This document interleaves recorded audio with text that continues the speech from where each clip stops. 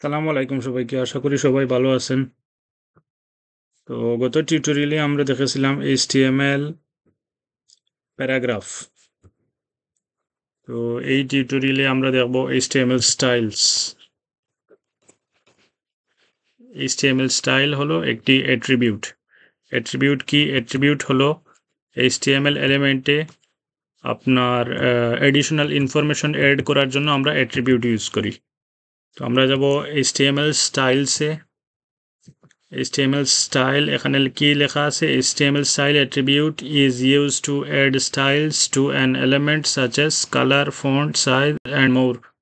HTML style attribute কি করে? HTML এলিমেন্টে colour, font size ইত্যাদি প্রয়োগ করে। তো আমরা যদি কোড এডিটর ওপেন করি, আমাদের ফাইল ওপেন করি, আমাদের ডেস্কটপ থেকে আমরা যে ফাইল ক্রিয়েট করেছিলাম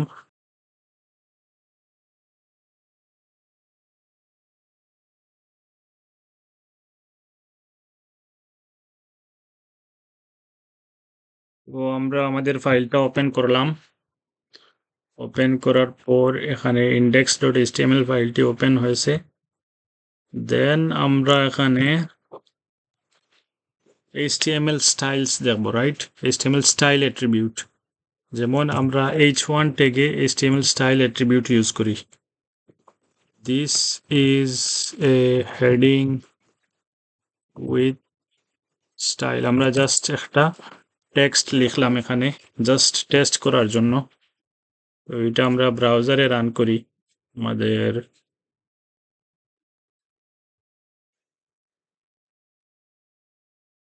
ডেমো ওয়েবসাইট। আমরা ফোল্ডারে গিয়ে ইন্ডেক্সে ডাবল ক্লিক করলে ওইটা ব্রাউজারে রান হবে। This is a heading with style. এটা আসলো।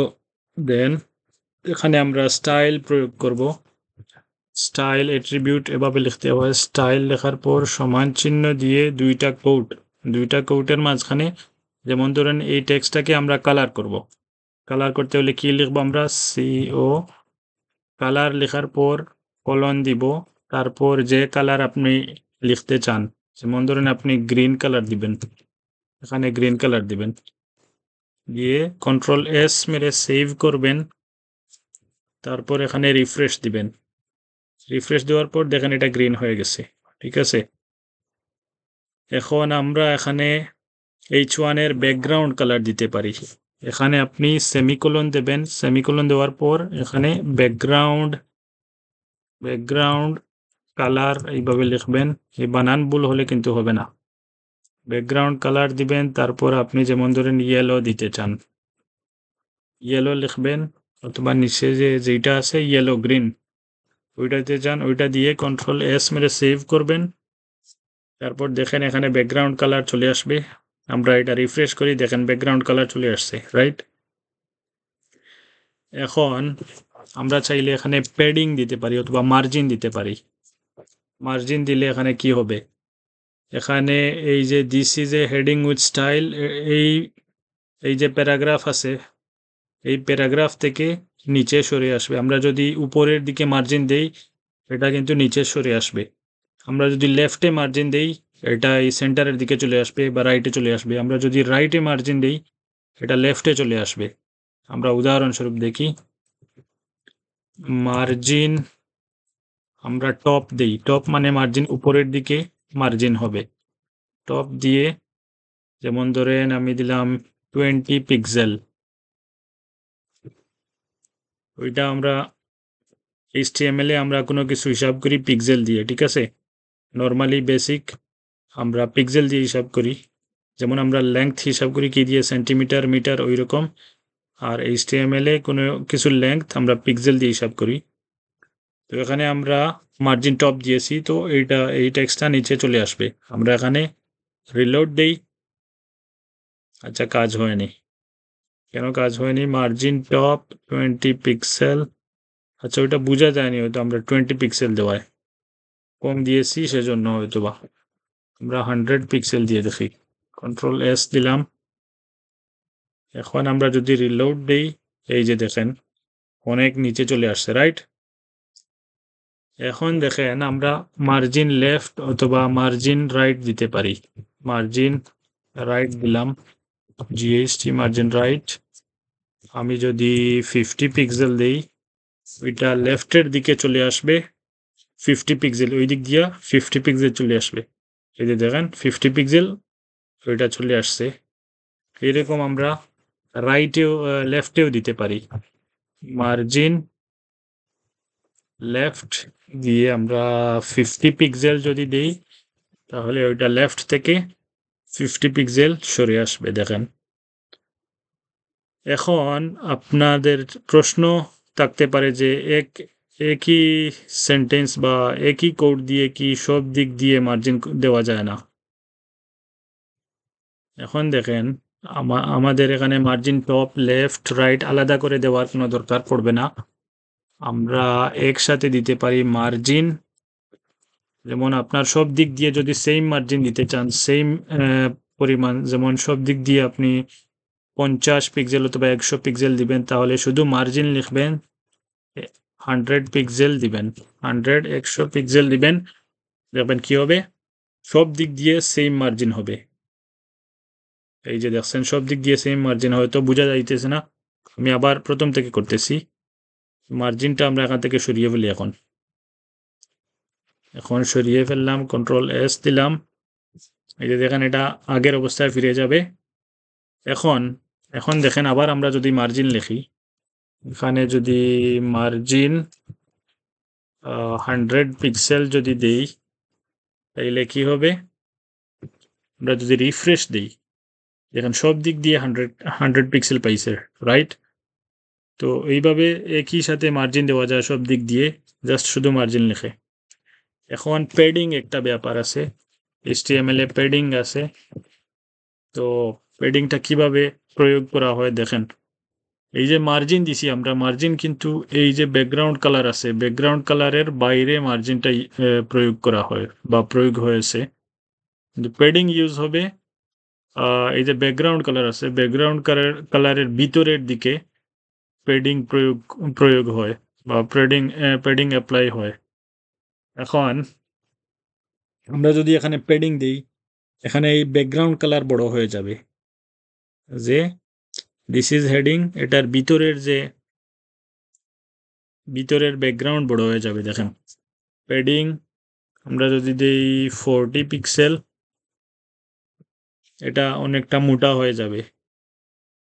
এই যে দেখেন, সো প্যাডিং এইভাবে কাজ করে। প্যাডিং আমরা সেম মার্জিনের মতো প্যাডিং লেফট দিতে পারি।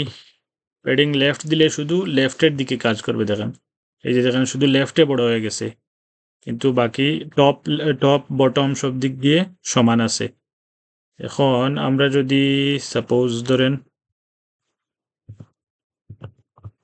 প্যাডিং টপ ইউজ করি, প্যাডিং টপ 50 পিক্সেল দেই, তাহলে উপরের দিক দিয়ে মোটা হয়ে যাবে। এই যে দেখেন, তো এইটা বোঝার আরেকটা স্টাইল আছে। আমরা যদি মাউসের রাইটে ক্লিক করে ইন্সপেক্টে যাই, তাহলে এখানে কম্পিউটেড নামে কিছু একটা শো করে। এই যে এটাকে সিএসএস মডেল বলে এটাকে। তো আমরা যদি এখানে যাই, আমাদের এলিমেন্টে যাই, এলিমেন্ট কোথায়, আমরা যে H1 লিখছি, H1-এ যাই এবং এই কম্পিউটেডে যাই। কম্পিউটেড মানে সিএসএস দেখাবে, H1-এর যে আমরা স্টাইল করছি সব কিছু এখানে দেখাবে। এই যে আমরা একেবারে এখন মাঝখানে আছি, রাইট? মাঝখানে আছি, এই প্যাডিং দেখাইতেছে উপরের দিকে 50 পিক্সেল। এই যে দেখেন এটা হলো উপরের দিকের 50 পিক্সেল দেখাইতেছে, আর এই যে সাইডের 40 পিক্সেল। এখানে ব্যাকগ্রাউন্ড কালার গ্রিন হওয়ায় কিছু বোঝা যাইতেছে না, আমি ব্যাকগ্রাউন্ড কালারটি চেঞ্জ করে দিতে এলে বোঝা যাবে। এখানে আমি ব্যাকগ্রাউন্ড কালার যদি রেড দিই, তাহলে কি হয় দেখেন, আমরা ইন্সপেক্টে যাই, এই যে সিএসএস স্টাইল মডেল ওইটাতে গেলাম, দেন এখানে যদি প্যাডিংয়ে আমরা যদি যাই, এই যে দেখেন কি হয়েছে, উপরের দিকের প্যাডিং দেখা যাইতেছে, রাইট? প্যাডিং এবং লেফটের দিকের 40 পিক্সেল যে প্যাডিং দিয়েছি ওইটা দেখা যাইতেছে। তারপরে আমাদের একটি বর্ডার থাকে HTML এলিমেন্টের, তারপর কি থাকে, প্রথমে প্যাডিং থাকে, তারপর বর্ডার থাকে। বর্ডারটা আমরা যদি একটি বড় করে দিতাম এখানে স্টাইল করে, তাহলে বোঝা যাইত। এখানে বর্ডার কিন্তু নাই, এখানে আমরা দেইনি, সেজন্য বর্ডার দেখা যায়। এরপরে থাকে কি, মার্জিন। এই যে এখানে মার্জিনে নিলে এই যে হাইলাইট হয়েছে যে জায়গাটা, ওই জায়গাটা মার্জিন। তো আমরা এখান থেকে সব কিছু বুঝতে পারি আমাদের এলিমেন্টের প্যাডিং কতটুকু, বর্ডার কতটুকু, আর মার্জিন কতটুকু আছে। এখন আমি আপনাদের বর্ডারটা একটু দেখিয়ে দিই, বর্ডার দিলে এটা কিভাবে অ্যাপ্লাই হয়। আচ্ছা, ব্যাকগ্রাউন্ড ওইটা রিমুভ করে দিই, তাহলে বোঝা যাবে।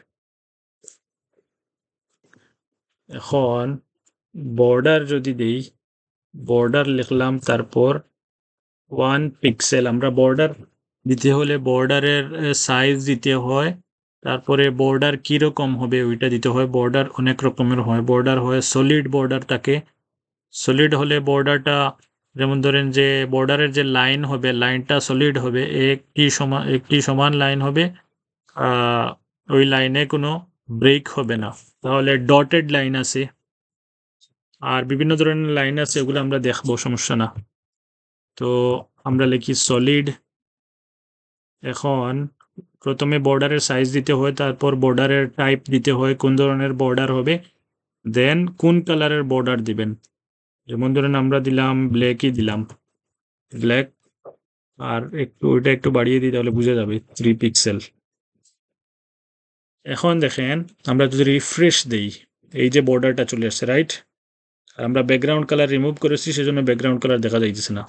এখন যদি আমরা ইন্সপেক্টে যাই, ইন্সপেক্টে যদি যাই, গিয়ে কম্পিউটারে গেলাম সিএসএস মডেল দেখার জন্য, দেন আমরা এইটাতে গেলাম। এই যে আমরা প্যাডিংয়ে যখন নিলাম, আমাদের প্যাডিং দেখতে পাইতেছি যে উপরের দিকে 50 পিক্সেল আছে, আর লেফটের দিকে 40 পিক্সেল আছে। তাহলে তারপর আমরা বর্ডারে যদি যাই, আমরা যে বর্ডার দিছি সেটা দেখতে পাইতেছি, রাইট? যে 3 পিক্সেল এবং বর্ডার ব্ল্যাক, যেটা ওইটা হাইলাইট হয়েছে। তারপর আছে মার্জিন। তো এইভাবে এখান থেকে আমরা কোথায় কি দিয়েছি সেটা দেখা যাবে। তারপর স্টাইলে আরো বিভিন্ন ধরনের বিষয় আছে, এখানে আমরা চাইলে ইউজ করতে পারি।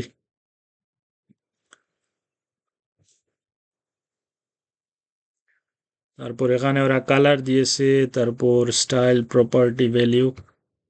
স্টাইল দিয়ে স্টাইলের যে ডিজাইন কীরকম হবে ওইটা ওরা বলে দিচ্ছে, the HTML style attribute has the following syntax. তো স্টাইল ওই রকম হবে সব HTML এর। এখানে প্রপার্টি থাকবে, এখানে ভ্যালু দিবেন। প্রপার্টি কোনটা? প্রপার্টি হলো এই যে কালার, এটাকে বলে প্রপার্টি, আর গ্রিন কালার যে গ্রিন, ওইটাকে ভ্যালু বলে। এই প্রপার্টির ভ্যালু এইটা। এই মার্জিন একটা প্রপার্টি, মার্জিনের ভ্যালু কত? 100 পিক্সেল। প্যাডিং লেফট একটা প্রপার্টি, ভ্যালু হলো 40 পিক্সেল। এখানে বর্ডার একটি প্রপার্টি, ভ্যালু হলো 3 পিক্সেল সলিড ব্ল্যাক। আচ্ছা, এটা আমি আপনাদের দেখাই। আমি বলেছিলাম বর্ডারের কয়েকটি টাইপ আছে, এটা হলো সলিড দিছি আমরা। এখন যদি আমরা ডটেড দিই, ডটেড নামে একটি টাইপ আছে। ডটেড যদি দেই, দেখেন এখানে ডট ডট চলে আসবে, এখানে এইরকম সলিড লাইন থাকবে না। রিফ্রেশ দিলাম, এই যে এখানে ডট ডট হয়ে গেছে, রাইট? এই লাইনটা আর সলিড থাকেনি। তারপর এখানে আরো টাইপ আছে ডটেড, তারপর আছে কি border 3 pixel solid red dotted, dashed আরেকটি আছে, বা দেখতে পারি ড্যাশড। এখানে আগে তো ডট ডট ছিল, এখানে ড্যাশ ড্যাশ আকারে আসবে। এই যে দেখেন, ওটা কিন্তু চেঞ্জ হয়ে গেছে, আপনারা হয়তো দেখতে পাননি। এখানে আমি জুম করি, আগের আমি ডটেডে নিয়ে যাই, এখানে রিফ্রেশ দিলাম, এটা ডটেড হয়েছে, রাইট? এখন যদি আমি এখানে ড্যাশড দেই, দেখেন এখানে চেঞ্জ হয়ে যাবে, এখানে লক্ষ্য করুন। হ্যাঁ, এখানে ড্যাশড হয়ে গেছে। এই ধরনের বর্ডারের টাইপ দেওয়া যায়।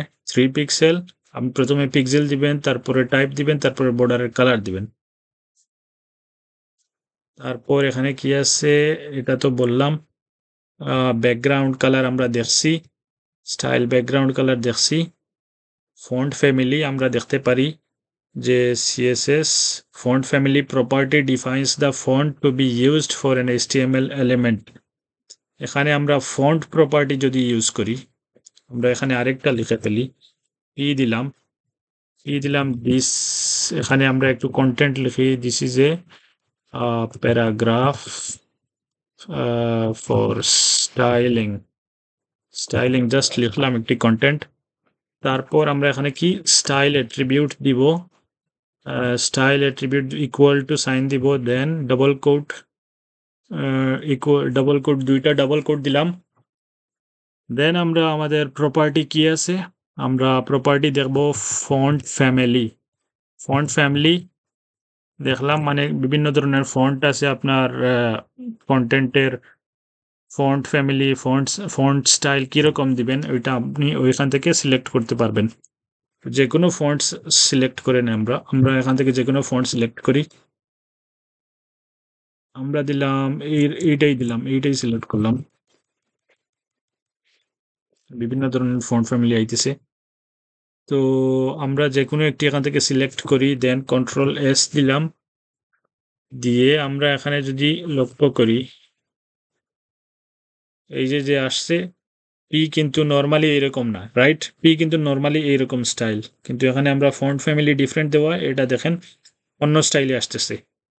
তো এইভাবে আমরা ফন্ট ফ্যামিলি ইউজ করতে পারি। যেমন এটা আমরা যদি ফন্ট ফ্যামিলি এখানে ইউজ করি,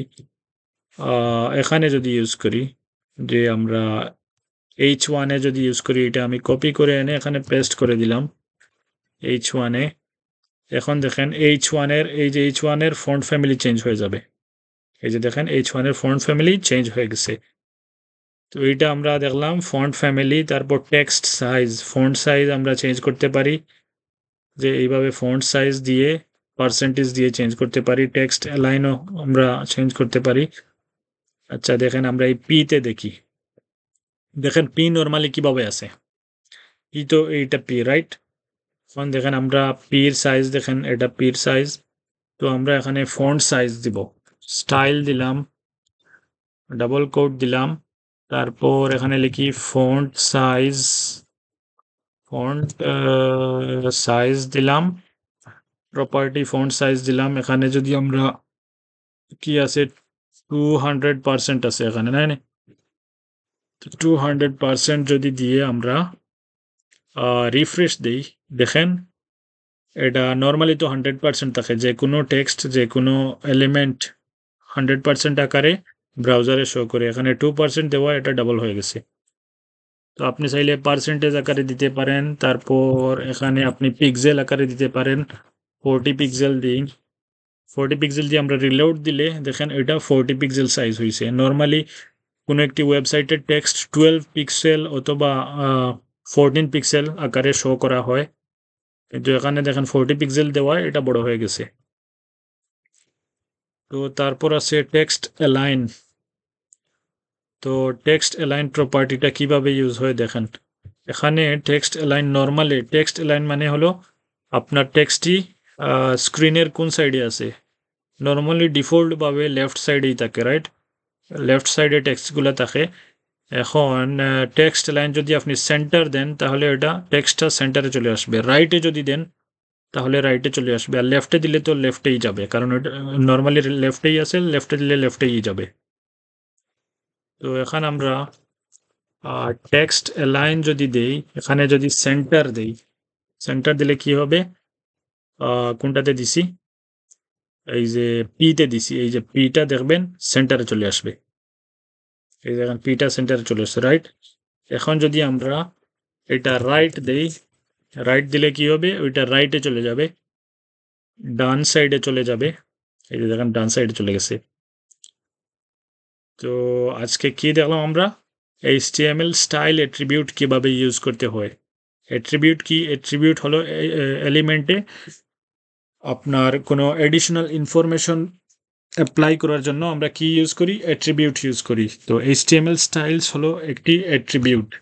আর HTML স্টাইলস কিভাবে ইউজ করে HTML স্টাইলসে এইভাবে আমরা স্টাইল লিখবো ইকুয়াল টু লিখবো তারপর ডাবল কোটের ভিতরে প্রপার্টি আর ভ্যালু লিখবো প্রপার্টি কি প্রপার্টি হলো আপনি কোনো টেক্সটে কালার দিতে চান কালার যে নামটা লিখবেন কালার হলো যে কালার যে টেক্সটটি লিখবেন কালার হলো প্রপার্টি আর যে কালারের নাম লিখবেন আপনি সেই কালারটি হলো ভ্যালু এখানে ব্যাকগ্রাউন্ড কালার কি প্রপার্টি আর এই যে কালারের নাম লিখছেন ওইটা হলো ভ্যালু এখানে এখানে ফন্ট ফ্যামিলি কি প্রপার্টি আর এই যে ফন্ট যে লেখা হয়েছে এই ফন্টের নামটি হলো ভ্যালু তো এখানে আর কি আছে স্টাইল ব্যাকগ্রাউন্ড কালার সবকিছু দেখছি আমরা এখানে তো আজকে আমরা দেখলাম HTML স্টাইলস এই ভিডিওতে আশা করি HTML স্টাইলস ক্লিয়ার হয়ে গেছে পরবর্তী ভিডিওতে আমরা দেখব HTML formatting okay till then take care ভালো থাকবেন আসসালামু আলাইকুম